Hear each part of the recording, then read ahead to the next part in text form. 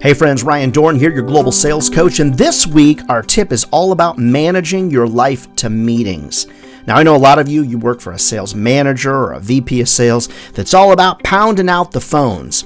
Hey, we've got to do what we're told, right? But when I'm managing my sales life, one of the things that I do systematically is manage myself to meetings.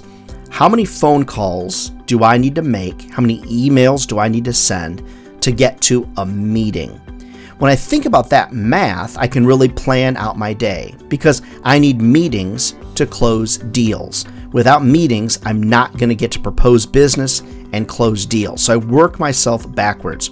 How many meetings do I need to go on or have with a client before I'm going to close a deal? How many meetings do I need to have in total to get to goal? Then work myself backwards. You've heard me talk about sales math, and it can be a little complicated, but it's not too bad. Just ask yourself this basic question. How many prospects do I need to call on to get to X number of meetings? How many meetings do I need to close enough deals to get to goal? If I own my sales math, it all comes down to managing myself to meetings. If I can manage myself to meetings, then friends, I've got a pathway set for me to be highly successful. Never forget, friends, if this game of sales was easy, everybody be doing it.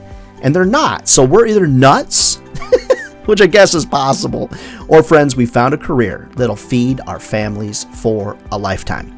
All right, friends, if I can be of help to you to speak at your sales conference, whatever I can do to help you out, reach out over at ryandohrn.com. All right, we'll see you next week.